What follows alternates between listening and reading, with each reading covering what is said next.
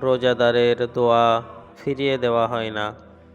হযরত আবু হুরায়রা রাদিয়াল্লাহু তাআলা আনহু থেকে বর্ণিত, রাসূলুল্লাহ সাল্লাল্লাহু আলাইহি ওয়াসাল্লাম বলেছেন, তিন ব্যক্তির দোয়া ফিরিয়ে দেওয়া হয় না। ১, রোজাদারের দোয়া ইফতার করা পর্যন্ত। ২, ন্যায়পরায়ণ বাদশার দোয়া। ৩, মাজলুমের দোয়া। আল্লাহ তাআলা তাদের দোয়া মেঘমালার উপরে উঠিয়ে নেন। এর জন্য আসমানের দরজাসমূহ খুলে দেওয়া হয়। আর আল্লাহ তাআলা বলেন, আমার ইজ্জতের কসম, বিলম্বে হলেও আমি অবশ্যই তোমাকে সাহায্য করব।